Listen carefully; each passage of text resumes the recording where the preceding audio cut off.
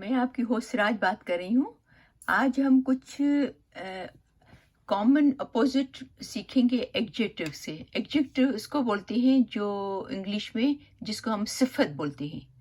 ये सब सिफत के वर्ड हैं, एडजेक्टिव्स हैं, उनका अपोजिट आज हम उस पर बात करेंगे।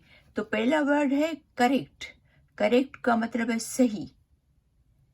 और इनकरेक्ट, इनकरेक्ट का मतलब है गलत। और राइट का मतलब भी है सही और रॉन्ग गलत। लेकिन राइट हम लोग जब भी यूज़ करते हैं कि अगर कोई सही होता है, हक पे होता है, मतलब सही बात करता है, तो उसको भी हम लोग बोलते हैं ही इज़ राइट, कि ये सही बोल रहा है। और रॉन्ग, रॉन्ग का मतलब है कि जैसे नामुनासिब और ना हक, यानी कि ये बोलते हैं कि ये ही सेइंग रॉन्ग, ये गलत बोल रहा है। तो उस वे में भी हम लोग उसकी मीनिंग इसकी है, और उसकी मीनिंग ये भी है कि सही और गलत, जैसे करेक्ट और इनकरेक्ट। है क्लीन का मतलब है साफ। डर्टी इसका अपोजिट है। डर्टी का मतलब है गंदा, मेला। ठीक है। स्लो का मतलब आस्था। फास्ट का मतलब है, जैसे देखो पिक्चर में इन्होंने दिया हुआ है कि फास्ट का मतलब है तेज, स्लो चलने वाला, तेज चलने वाला। ठीक है। और इसके बाद है सॉफ्ट। सॉफ्ट का मतलब है बिल्कुल जो है वो मुलायम, जो नरम, जो जिसको बोलते हैं। हार्ड को बोलते हैं जैसे सख्त चीज पे बैठा हुआ है, हार्ड, ये इसका अपोजिट है। ठीक है। उसके बाद है आफ्टर एंड बिफोर। बिफोर का मतलब है पहले, आफ्टर का मतलब है बाद में। अब ये है ड्राई। ड्राई का मतलब है खुश्क, और वेट का मतलब है गीला। अभी ये जो डैम्प है वो थोड़ा थोड़ा गीला, यानी कि ड्राई और वेट के बीच में। ऐसा नहीं कि बिल्कुल ऐसे पानी गिर रहा है, बिल्कुल थोड़ा थोड़ा। जैसे हम लोग कपड़े निचोड़ते हैं उसके बाद भी वो उसमें नमी होती है, तो उसको डैम्प बोलते हैं। ठीक है। फिर उसके बाद है स्ट्रेट। स्ट्रेट का मतलब है सीधा। कर्ली, कर्ली ये आपस में अपोजिट है, स्ट्रेट एंड कर्ली। कर्ली का मतलब है घुंघरियाला। फिर यहाँ पर है क्वाइट। क्वाइट का मतलब है खामोश। लाउड, लाउड का मतलब है बुलंद आवाज। ठीक है। अभी यहाँ पर है healthy and ill, well and sick. Well का मतलब है मतलब तंदुरुस्त, सिक का मतलब है बीमार।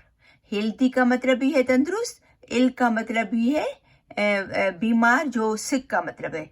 लेकिन यहाँ पर सिक जो बोलते हैं वो ज्यादातर मोस्टली जब बोलते हैं जब जैसे किसी को आम बुखार आया हो, जुकाम हो गया हो, 2-4 दिन के लिए पता है कि वो ठीक हो जाएगा 4-5 दिन में।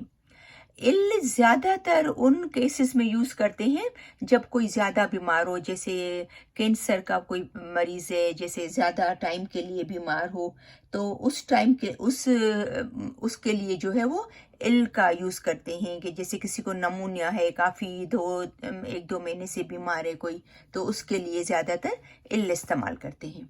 ठीक है। फिर उसके बाद है स्मूथ।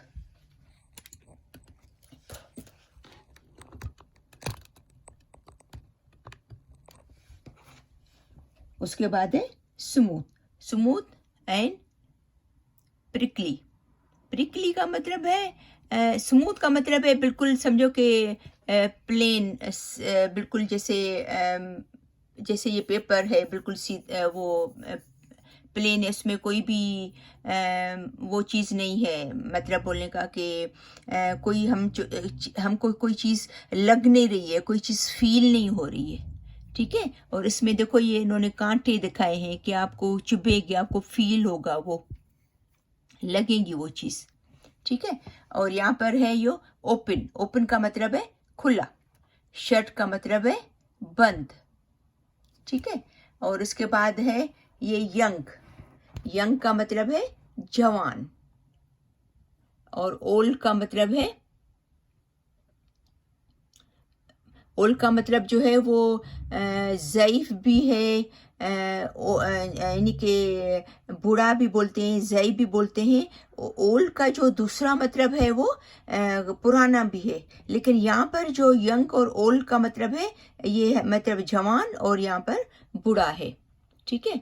और उसके बाद है ये स्वीट, स्वीट का मतलब है मीठा, और सावर, सावर का मतलब है खट्टा। तो ये सब जो भी वर्ड्स हैं वो एडजेक्टिव्स के जो है अपोजिट में अपोजिट हैं। तो उम्मीद है कि आपको ये समझ में आए होंगे ये सब वर्ड्स। इसको अपनी रोज़मर्रे की बातचीत में इसको इस्तेमाल करना, और मेरे चैनल को लाइक करना और शेयर करना और सब्सक्राइब करना।